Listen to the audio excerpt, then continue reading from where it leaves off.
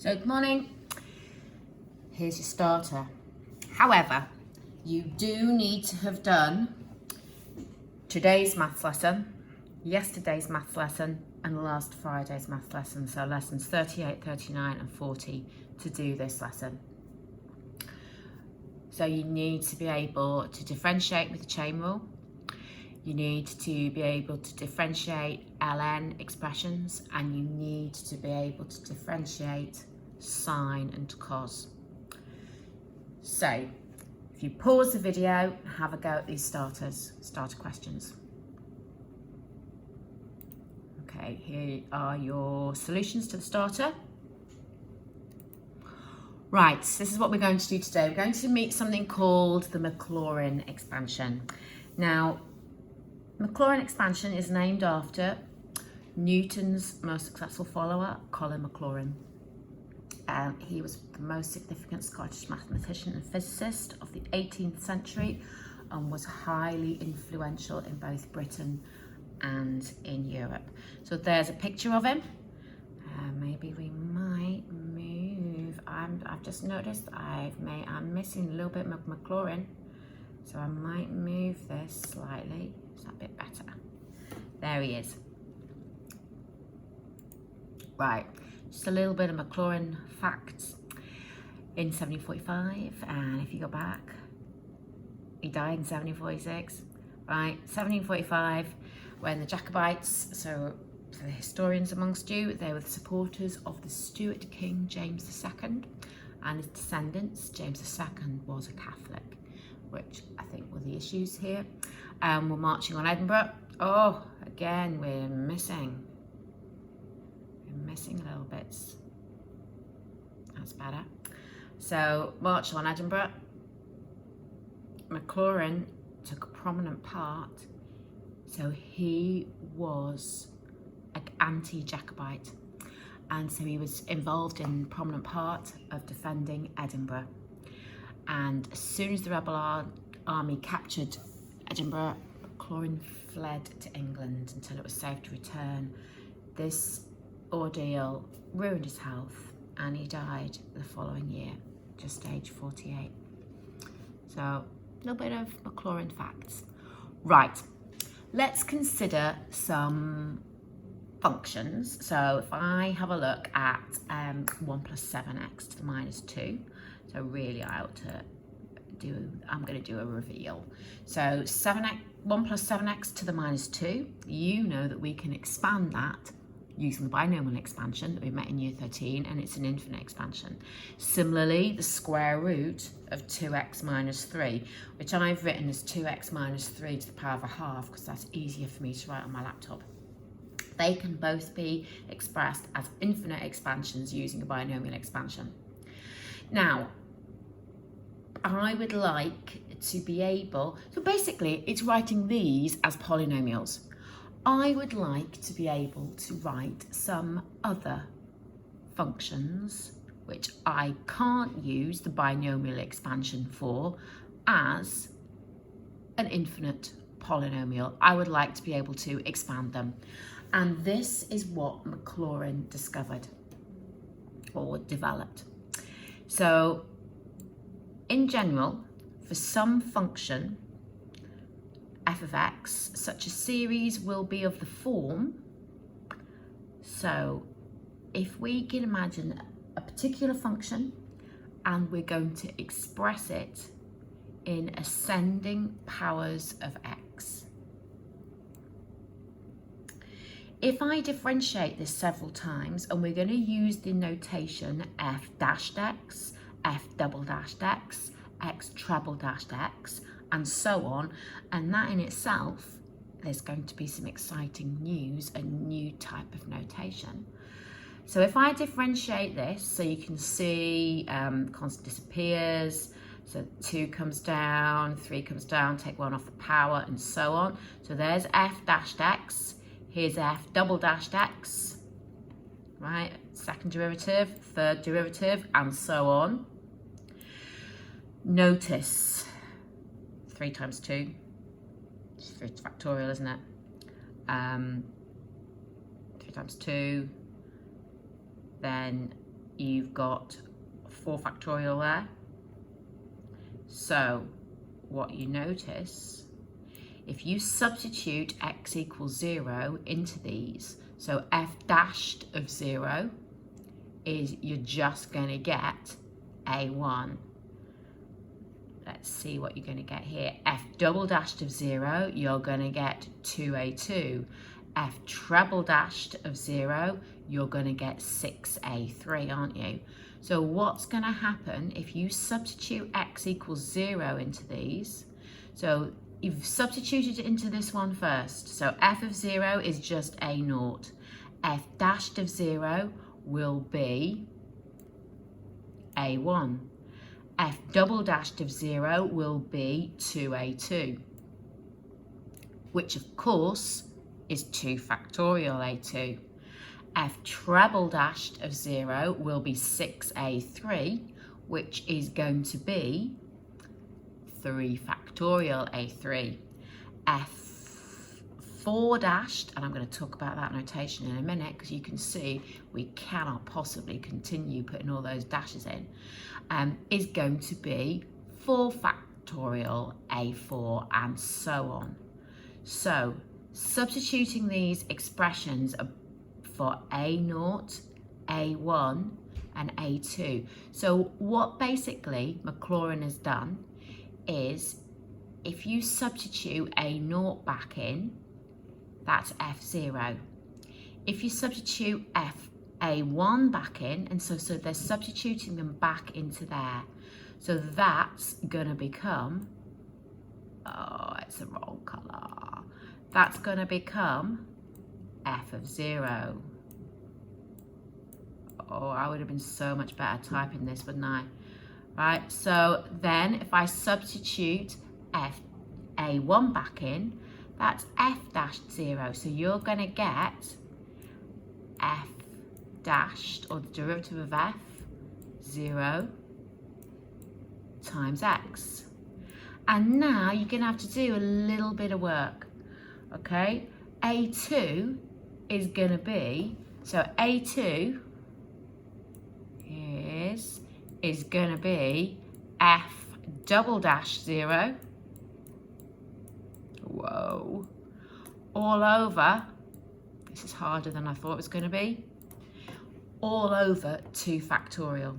So when you substitute back in, and also I haven't written that very well, I haven't written that so it looks like a squared, sorry about that. A2 is going to be f double dash 0 over 2 factorial. A3 is going to be f treble dash 0 over 3 factorial. So you're going to substitute them into there. Now that looks a bit of a mess now. And what you're going to end up with is this. And this is Maclaurin's expansion. Okay, Maclaurin's expansion. It's really straightforward. Apart from, this is the general term. Now, the general term did not used to be on syllabus. It is now, but the general terms should be quite straightforward. So they shouldn't be asking you to do challenging ones, and we'll talk about that shortly. Right, I did mention this.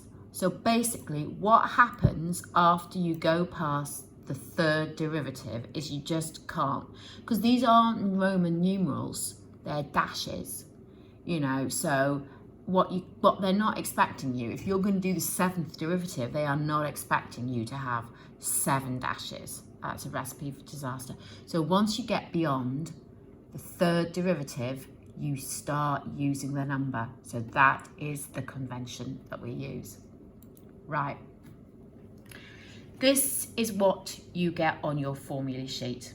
So they only go as far as the 2nd derivative with 0 going in, but you've got the idea and you've got this general thing here. So you know that the third, so you've got 1, 2, 3, the 4th term will be f of 3, so the third derivative, x cubed over 3 factorial. Next term, the 4th derivative with 0 substituted in, x to the 4 over 4 factorial, and so on. So you do have this general term, and let's see how straightforward this is. So find the first 3 non-zero terms in the Maclaurin series of sine x.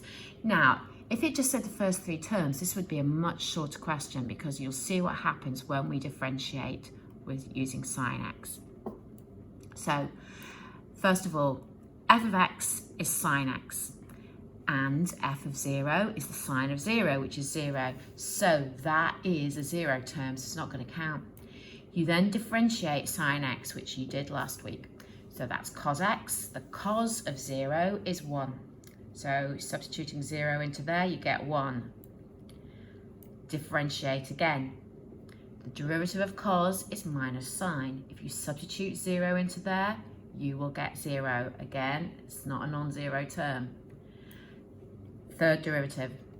If you differentiate minus sine, you'll get minus cos. Substitute 0 in, you get minus 1. Fourth derivative. Okay, so you see that new notation. The derivative of minus cos, this was in the starter, is sine. Substitute 0 into that, you get 0. So you've got like a periodic sequence here, haven't you? So your 0, 1, 0, minus 1, it's just going to repeat now because of the cyclic nature of differentiating sine and cos.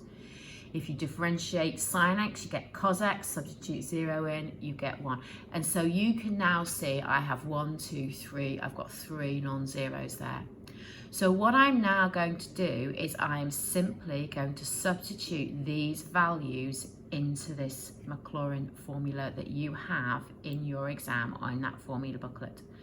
So it should look like this. So you've got 0 plus 1x plus, I'll move that down so you can see it. So f of 0 plus f dashed of 0 times x plus f double dashed of 0 over 2 factorial x squared plus f treble dashed of 0 over 3 factorial x cubed, and so on. So that's what your expansion looks like, and then we've simplified it. Now, you can, of course, work out what 3 factorial is, obviously 6, and you can work out what 5 factorial, which is going to be 120. That would be fine as well.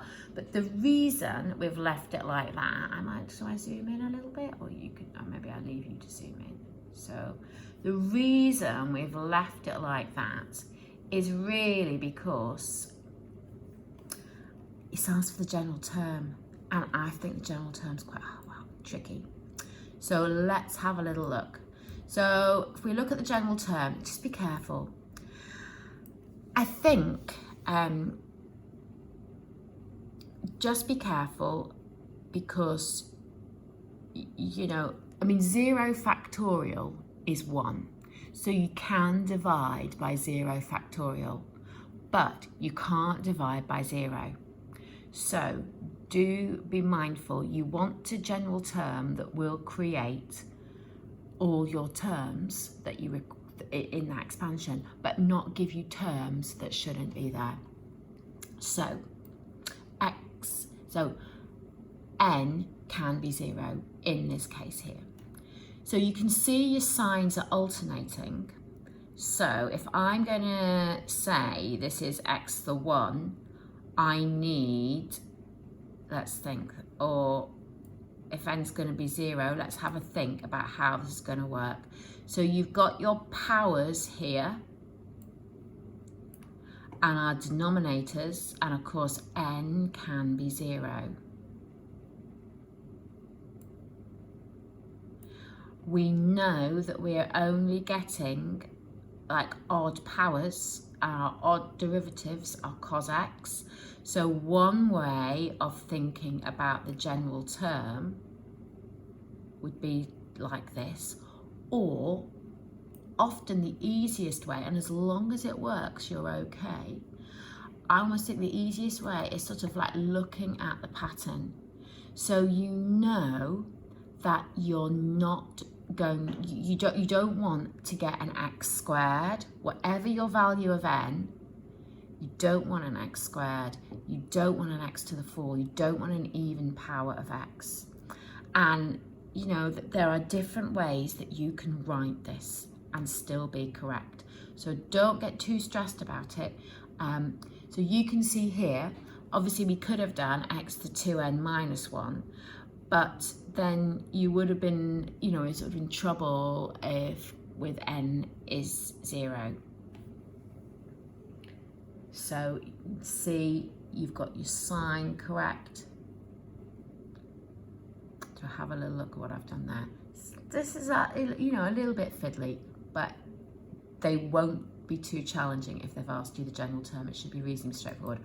Right, could you now pause the video and try this one? So it's exactly the same, but with cos x. So if you could pause the video, have a go at that. Okay, I'm now going to go through this. So I've got my f of x, I've differentiated it, and each time I substitute in 0, as my formula tells me, and I'm looking for non-zero terms. So I've had to do this to f to the 4. I then substitute that in, and I've ended up with cos x equals 1 minus x squared over 2 factorial plus x to the 4 over 4 factorial. And of course, do bear in mind, it's fine to expand those. It's just, I thought when I was doing it, keeping the factorial in really helps me get the general term. So my general term, that one didn't feel too bad. You can see, you know, in theory, that could be 0 factorial, because 0 factorial is 1, it's not 0. So I need only even powers of x. So that's why we've gone with that. And then it's getting the sign correct. Now this 1 does have, you know, x, if n equals 0, that is going to give me my constant term. So I then need to have my negative in that form. It's got to work. So general term. Right, example 2. Find the Maclaurin series of ln 1 plus x up to and including the term x to the 4, and then the rather unpleasant general term. And I'll show you, we can look at it, we can just write it down from seeing it, and then I'll talk about a different way we could try and do it. Right, first of all, f of x is ln x, ln 1 plus x. Okay, can you see I'm doing a new thing where I zoom in a little bit? I basically put my phone in the other way around. Right, next one, f dashed of x. Sorry, I've put f of 0, so if I put x equals 0 in there, obviously ln 1 is 0. If I differentiate this, now of course, using the chain rule, when you differentiate logs, you take the reciprocal of what you're taking the log of, and then you multiply by the derivative. So that's me differentiating this. Now, if I'm now going to substitute in x equals 0, that's just going to be 1 over 1. So I'm going to get f dashed of 0 is 1. The reason they've written it like this is because you're now going to differentiate this using the chain rule. So power comes down, take 1 off the power, and then multiply by the derivative, which of course is a very lovely 1. So you've now got minus 1 plus x to the minus 2. So that's minus 1, if you prefer to write it like this, minus 1 over bracket 1 plus x, all squared. Sorry about that little bracket there. 1 plus x all squared. I'll just try and make that better. If you substitute 0 in there, you're going to get minus 1. Right, again, differentiate.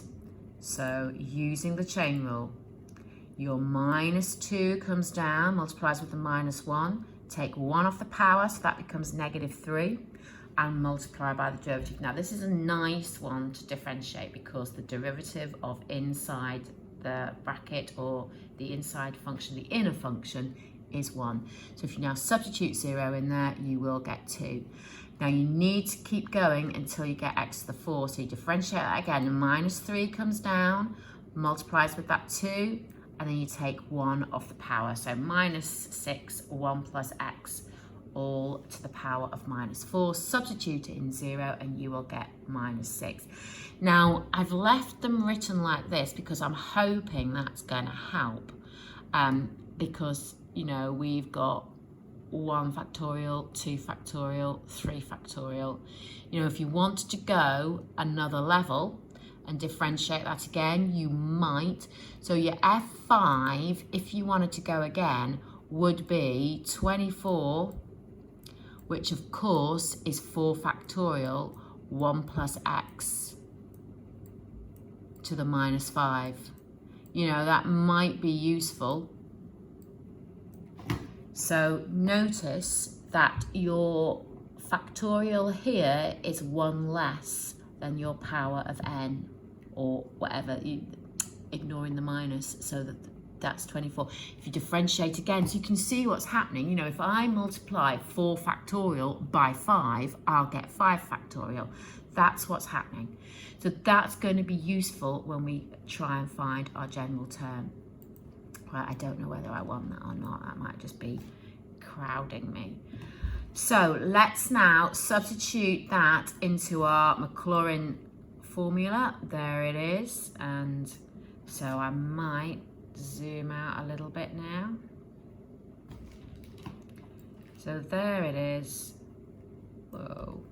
So substitute that in. So I've ended up with something that looks like that just by putting these values into my Maclaurin formula, and then I simplify it. Great.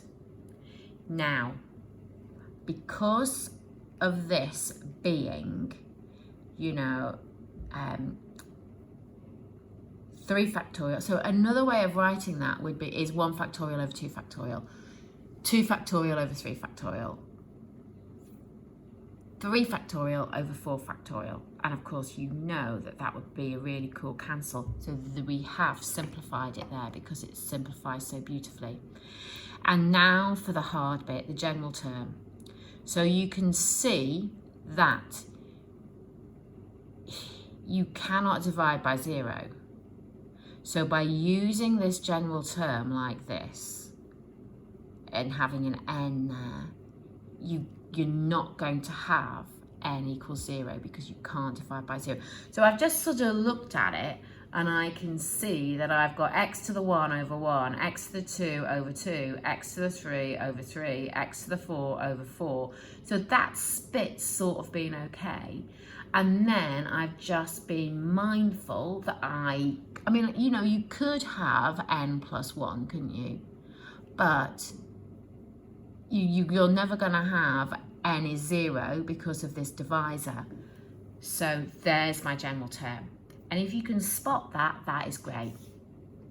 However, you know, what you could do is look at how it's working in your differentiating. So you can see that for your first derivative, you've got a power of minus 1. For your second derivative, power of minus 2. Third derivative, power of minus 3. So for your nth derivative, you're going to have a power of minus n. You've also, for your second derivative, you've got 1 factorial. For your third derivative, you've got 2 factorial. For your fourth derivative, you've got 3 factorial. For your fifth derivative, you've got 4 factorial. And you could think as well, for your first derivative, you've got 0 factorial there. So again, there's a pattern. So for your nth derivative, you have n minus 1 factorial. And then you're dealing with the signs. So for your second derivative, you've got a negative. For your third derivative, you've got a positive.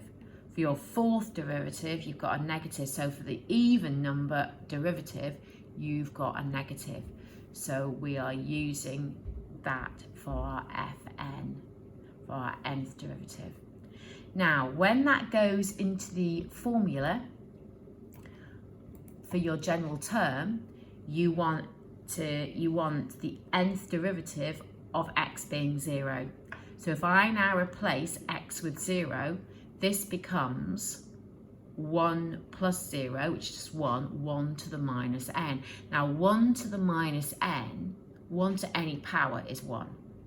So this becomes minus 1 to the n minus 1, n minus 1 factorial. Now I'm now going to substitute that in to my nth term, my general term in the expansion. So let's have a little look. So my general term, and if we can zoom right in my new zooming. So there's the formula for your general term. So when you substitute that in, now you know that n minus 1 factorial, I thought I'd written this out, sorry, n minus 1 factorial over n factorial simplifies to 1 over n. So they're gonna cancel and it's gonna leave me just with an n there, so you can see there's my general term. Okay, so that's just from spotting it. Absolutely great if you can do that, but there's some sort of explanation as to how they got it, and I would definitely say that's by far the hardest bit of the Maclaurin expansion. Tomorrow's lesson is going to be more straightforward still, but don't get too stressed and hung up about that. They'll always be okay, she said. Right, here we go, and here are your questions. And it would be good if you could read the entire question, wouldn't it? Ooh. So, find the first first four non-zero terms of these Maclaurin expansions and give the general term. And there are the questions. And obviously I've given you the expansion. Now this is from the textbook and I've only selected 1A and 1D. Shortly, by the end of this week in normal maths, you will be able to do more questions, but you need to do your maths lesson tomorrow to be able to do some more questions from this, but I thought it was a good start, and here are your answers. Well done.